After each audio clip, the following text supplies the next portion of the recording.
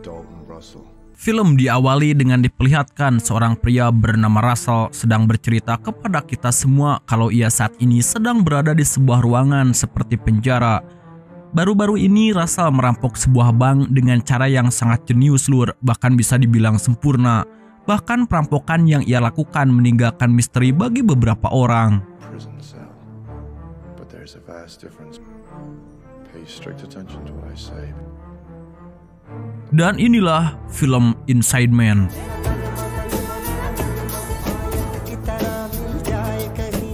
Kemudian kita dibawa mundur ke beberapa hari sebelumnya. Seperti biasa, hari itu di kota New York, sekelompok tukang cat bersiap-siap masuk ke sebuah bank untuk melakukan renovasi.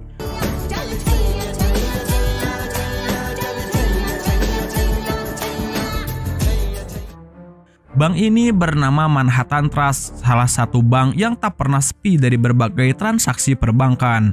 Tak lama kemudian, kita bisa melihat Russell yang sedang menyamar sebagai tukang cat masuk ke sana dan langsung berhasil meretas seluruh CCTV di lobi.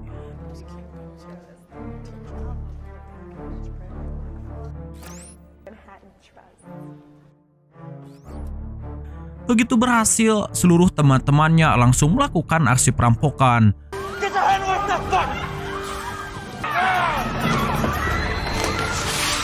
Di saat yang sama, seorang polisi kebetulan lewat depan gedung dan langsung menyadari kalau telah terjadi aksi perampokan. Ia pun segera meminta bantuan, namun Russell tiba-tiba muncul dan mengancam akan membunuh para sandera jika ada polisi yang berani menerobos masuk ke dalam. Tak butuh waktu lama, dua orang detektif bernama Cat dan Bill ditugaskan atasannya untuk menyelesaikan kasus ini. Bill dan Cat sendiri merupakan seorang detektif yang santai namun memiliki kejelian dalam kasus-kasusnya. Begitu tiba di sana, terlihat Bank Manhattan Trust telah dikepung oleh puluhan pasukan bersenjata. Bisa dibilang seluruh akses keluar masuk bank telah diblokir oleh polisi dan Russell tak mungkin bisa keluar dari sana dengan mudah.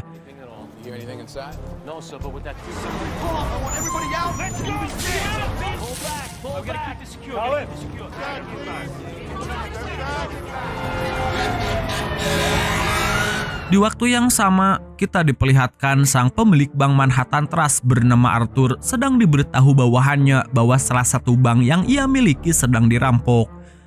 Awalnya ia terlihat biasa saja lur, namun setelah mengetahui cabang bank mana yang dirampok, ia pun terlihat panik. Sedangkan situasi di dalam bank saat ini terlihat cukup terkendali, di mana Russell mengumpulkan seluruh sandera di depan ruang berangkas. Mereka kemudian diminta untuk menyerahkan seluruh kunci dan ponsel di saku mereka. Sang manajer bank sempat mencoba membodohi Russell dengan berpura-pura meninggalkan ponselnya di rumah.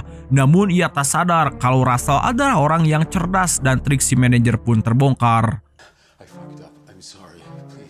Alhasil ia dipukuli hingga terluka parah dan hal ini Russell tegaskan untuk menjadi contoh bahwa siapapun yang membangkang akan berakhir sama seperti manajer bank tadi.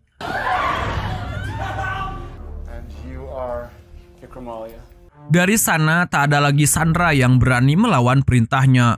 Para sandera kemudian dipaksa untuk berganti pakaian dengan baju yang sudah disediakan. Jadi mulai sekarang mereka semua mengenakan pakaian yang sama dengan para perampok. Dari sana para sandera kemudian disekap di beberapa ruangan. Namun di antaranya ada yang menderita penyakit jantung. Merasakan sedikit mengganggu dalam proses perampokannya. Saat itu juga Russell langsung melepaskannya.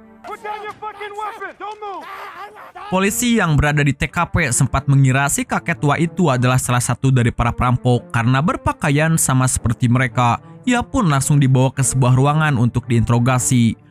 Cat dan Bill mencoba sebisa mungkin menggali informasi terkait apa yang terjadi di dalam sana, tapi mereka tak berhasil mendapatkan info apapun. Tak sampai di sana, polisi yang memimpin unit di lokasi bernama Darius bahkan memberitahu Cat kalau mereka tak bisa mendapatkan petunjuk apapun terkait dalang dari aksi perampokan ini. Oleh karena itu, Cat memutuskan untuk tak mengambil tindakan hingga para perampok memberikan petunjuk selanjutnya. Namun apa yang sebenarnya Russell incar? Bukannya ia mulai mengumpulkan uang dari dalam brankas. Beliau malah lebih tertarik dengan ruangan kosong yang berada dalam gedung tersebut. Di lain sisi, Arthur terlihat sudah tak sabar dengan para polisi yang belum juga berhasil menangkap para perampok. Makanya ia segera meminta bantuan seorang pengacara ternama bernama Madeline. Sedikit info, Madeline adalah seorang negosiator juga pengacara yang mampu memecahkan masalah sesulit apapun. Di sana Arthur mengatakan di dalam bank itu ia menyimpan sesuatu yang sangat berharga baginya dan barang itu ia simpan di dalam salah satu kotak deposit. Entah bagaimana caranya, Arthur ingin Madeline memastikan agar polisi tak mengetahui isinya ataupun menahannya sebagai barang bukti jika kasus ini selesai. Sebenarnya Madeline ikut penasaran apa isi dari kotak yang dimaksud, namun sampai akhir percakapan Arthur tetap merahasiakannya. Singkat cerita, beberapa waktu kemudian, karena tak ada pergerakan apapun dari para perampok, Kate mencoba melakukan negosiasi awal dengan Russell. Tapi begitu ditelepon, ia sengaja tak mengangkat teleponnya demi mengulur waktu. Dan benar saja, tak lama kemudian para perampok membebaskan seorang sandera dengan sebuah kotak besi di lehernya.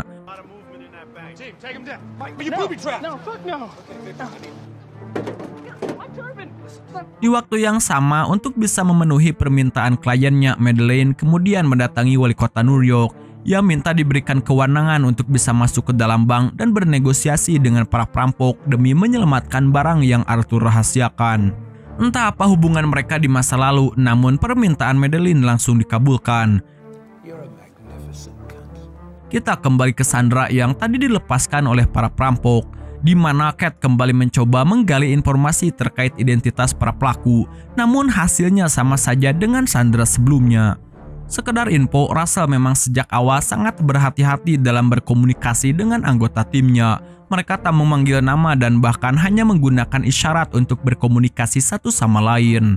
Di lain sisi, box besi tadi berisikan tulisan permintaan khusus Russell ke polisi, di mana ia meminta agar disediakan transportasi berupa 2 bus dan sebuah private jet yang standby di bandara terdekat. Jika sampai jam 9 malam permintaannya belum dituruti, maka para perampok akan membunuh Sandra satu persatu. Tentu saja begitu tahu para perampok meminta sebuah jet privat, Kate langsung mikir nggak mungkin sanggup untuk mengabulkannya. Namun di tengah diskusi, tiba-tiba Arthur muncul dan menawarkan private jet miliknya untuk dipakai oleh para perampok demi kasus ini bisa segera diselesaikan. Dari tindakannya ini, kita bisa melihat kalau Arthur benar-benar tak ingin isi kotak rahasianya diketahui oleh siapapun. Berselang beberapa menit kemudian, para perampok kembali meminta sesuatu dan kali ini ternyata berupa makanan, di mana mereka akan memberi makanan seluruh sandera yang sedang ditawan. Agar aman, pesan itu disampaikan melalui seorang sandera.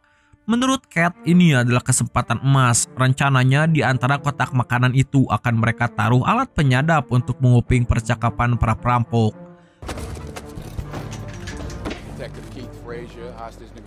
Rencana berjalan mulus dan Kate bersama polisi lainnya sekarang mulai bisa mendengar percakapan dari para perampok. Namun anehnya, mereka tak menggunakan bahasa Inggris. Makanya Kate mulai mencari orang yang bisa memahami bahasa apa yang mereka sedang dengarkan. Karena tak ada satupun polisi yang tahu bahasa yang dimaksud, mereka kemudian meminta bantuan warga sipil yang berada di lokasi.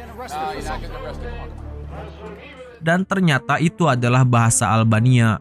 Tapi untuk mengetahui isinya, mereka membutuhkan seorang translator. Di lain sisi, Russell mulai menukar Sandra dari satu ruangan ke ruangan lainnya, lalu diam-diam menaruh teman-temannya di antara para Sandra, tujuannya untuk membuat alibi. Sehingga di kemudian hari, ketika para polisi menginterogasi para Sandra, mereka akan berkata bahwa orang ini dan itu juga adalah korban perampokan. Bahkan agar sedikit mencolok, salah satu perampok berpura-pura sebagai seorang Sandra yang memiliki sifat arogan dan memicu kegaduhan. Tak sampai sana, kita kemudian diperlihatkan Russell yang sedang asyik berbincang dengan seorang Sandra yang masih kecil di dalam sebuah brankas penuh dengan uang. Dari sini kita bisa simpulkan kalau Russell sepertinya memang tak mengincar uang yang berada di dalam sana. Di lain sisi, tak lama kemudian translator bahasa Albania berhasil mereka datangkan dan tiba-tiba ia menertawakan mereka semua karena ternyata isi percakapan para perampok itu adalah rekaman pidato Presiden Albania. Ya, sejak awal Russell sudah tahu kalau polisi akan berusaha menyadap mereka. Setelah sekian lama di dalam bank, akhirnya Russell mulai mencuri sesuatu dengan membuka salah satu safety box bernomor 392. Begitu dibuka isinya, ada banyak kantong hitam, namun bukan itu yang menjadi incaran utama Russell, melainkan sebuah map berisikan dokumen tua. Singkat cerita, tak lama kemudian wali kota New York tiba di lokasi. Ia kemudian meminta Cat untuk mengizinkan Madeleine ikut dalam proses negosiasi. Sebenarnya Cat ingin menolak permintaan tersebut, namun karena dipaksa ia pun nurut. Bagaimanapun juga saat ini proses negosiasi masih berlangsung. Sudah 2 kali Cat berkomunikasi dengan Russell. Dia diminta untuk segera memenuhi permintaannya, jika tidak para sandera akan dibunuh satu persatu, apalagi waktu yang ia berikan sebenarnya sudah hampir habis. Hingga akhirnya karena menemukan jalan buntu, kini giliran Madeleine yang dipersilahkan melakukan negosiasi, di mana mereka menelpon Russell dan memberitahu kalau Madeleine ingin masuk ke bank dan ngobrol 4 mata dengannya. Tanpa basa-basi, Madeleine menawarkan 2 hal. Pertama, jika Russell mau menyerahkan diri, maka dijamin ia hanya akan dipenjara dalam waktu singkat. Kedua, ia juga berjanji akan memberinya insentif berupa uang senilai 30 miliar. Tapi tawaran itu langsung Russell tolak. Belum lagi sejak awal Russell sudah tahu untuk siapa Madeleine bekerja. Ia kemudian memberitahunya sebuah rahasia, di mana 60 tahun yang lalu ada orang Amerika yang tega mengkhianati temannya dengan bekerja sama dengan Nazi. Hal itu dilakukan demi bayaran yang fantastis. Dan orang itu tak lain adalah Arthur, sang pemilik bank yang mereka rampok. Safety box yang Arthur maksud ternyata menyimpan bukti kerjasamanya dengan Nazi. Entah kenapa ia tak hancurkan sejak dulu, tapi mulai sekarang dokumen itu akan Russell simpan. Dan itu bertujuan sebagai ancaman jika Madeleine maupun bosnya berani mengajukan tuntutan di kemudian hari.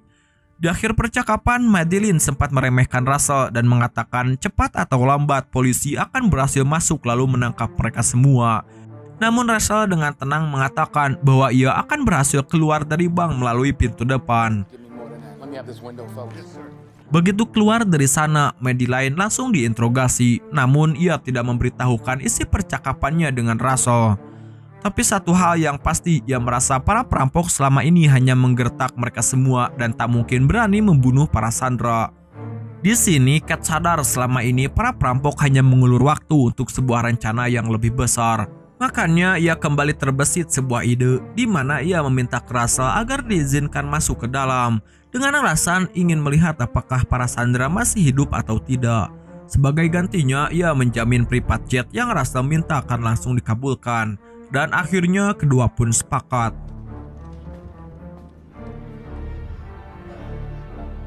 Setelah melihat semua sandera baik-baik saja, Cat kemudian mencoba menggertak Russell, di mana ia bilang cepat atau lambat polisi akan mendobrak masuk dan melumpuhkan mereka semua.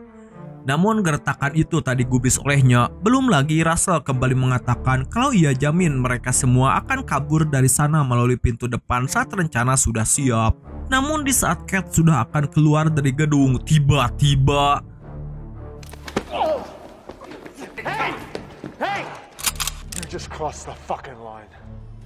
akibat kejadian itu, Russell kemudian menelepon Cat dan memintanya memperhatikan CCTV, di mana terlihat para perampok tanpa ragu mengeksekusi salah satu sandera dan membuatnya tewas di tempat. Situasi menjadi gaduh dan Cat mencoba melakukan negosiasi ulang, tapi semua itu sudah terlambat.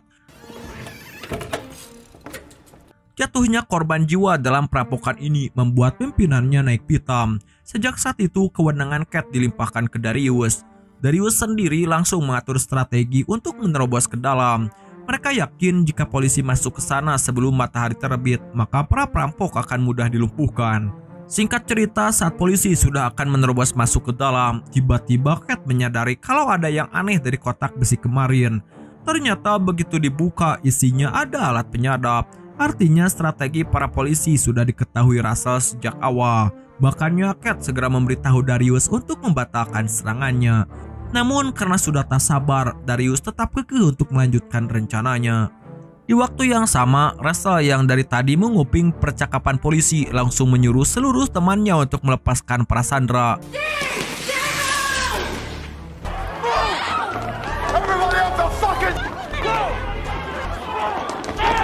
Saat itu terjadi, teman-teman Russell juga mulai meninggalkan senjatanya dan ikut menyusup ke dalam kerumunan yang sedang berlarian karena panik. Begitu keluar dari gedung, seluruh sandera dilumpuhkan menggunakan peluru karet.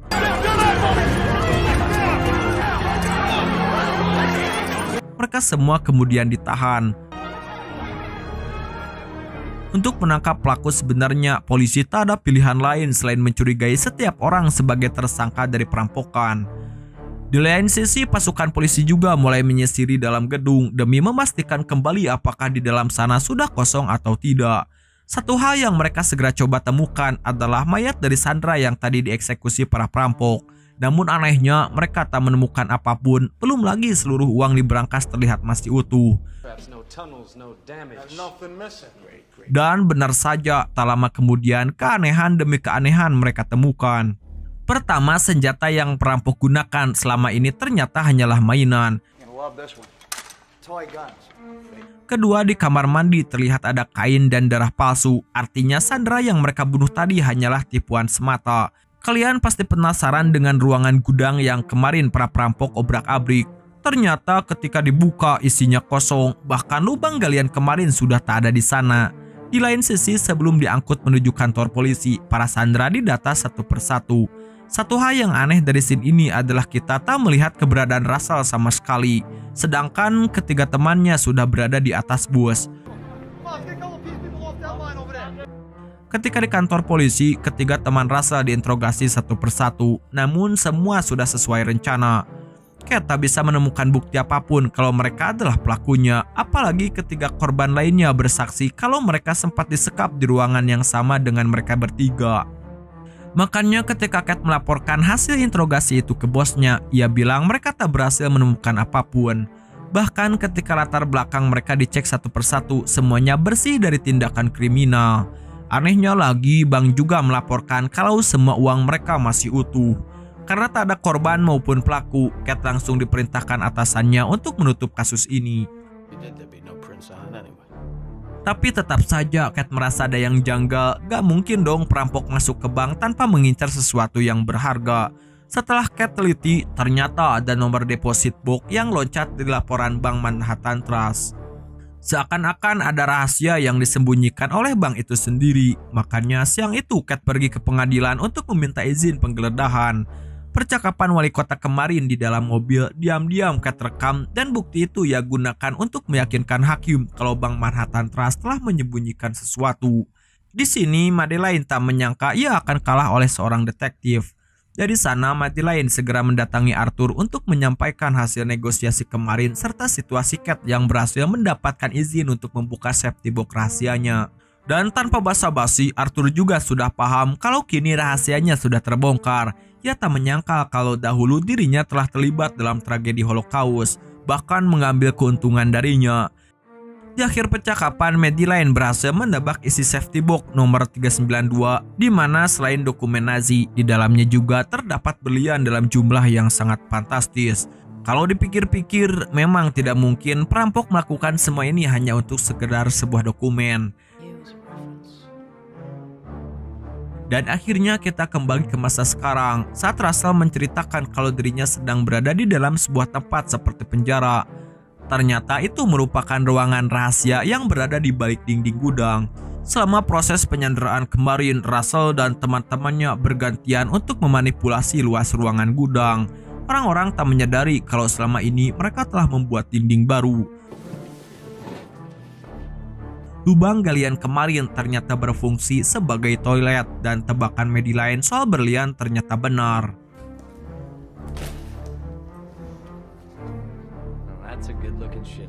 Seluruh kantong hitam yang kalian lihat dalam safety box 392 adalah berlian dengan kualitas tinggi. Singkat cerita, tak terasa sudah seminggu Russell bersembunyi di balik dinding, dan sekarang waktunya untuk kabur. Teman-temannya sejak pagi sudah menunggu di luar bank. Namun tiba-tiba mereka melihat detektif Cat yang kebetulan ingin masuk ke sana untuk melakukan investigasi. Mendengar hal itu, Russell tetap melanjutkan rencananya, bahkan keduanya sempat bersinggungan saat akan keluar gedung. Namun Cat tak menaruh curiga sama sekali, dan akhirnya kita bisa melihat bukti perkataan Russell bahwa ia akan kabur dari bank melalui pintu depan. Tapi kasus ini belum selesai karena Russell ternyata menyisakan sebuah petunjuk dalam safety box 392, di mana terdapat sebuah cincin berlian dan surat bertuliskan telusuri asal-usul cincin ini. Makanya tak lama kemudian, Kate dan Bill kemudian mendatangi Arthur si pemilik bank. Ternyata dari cincin yang Russell tinggalkan, Kate berhasil mengetahui masa lalu Arthur. Dahulu cincin itu milik teman yang ia khianati, dan tak menutup kemungkinan kejahatan Arthur di masa lalu bisa dibawa ke pengadilan khusus kejahatan perang. Di penghujung hari saat Kate sampai di rumah, seperti biasa ia melepaskan semua aksesoris di badannya, mulai dari senjata, lencana, dan sebagainya. Tapi saat itu ia menyadari kalau di dalam kantongnya terdapat sebuah berlian. Lalu ia pun sadar kalau tadi pas masuk ke dalam bank, ia sempat berpapasan dengan orang asing yang tak lain adalah Russell. Namun yang menjadi pertanyaannya, mengapa Russell memberinya sebuah berlian? Masih ingat kan pas Kate diizinkan menjenguk para sandera seminggu lalu? Saat itu Russell sempat bertanya kepada Kate apakah dia sudah menikah. Namun Kate menjawab kalau ia terlalu miskin, bahkan untuk membeli cincin tunangannya saja tak sanggup, apalagi kalau mau buat acara nikah. Dari situlah Russell sadar kalau Kate adalah polisi yang jujur dan merasa iba kepadanya. Okelah dulur, dan film ini pun udahan bol.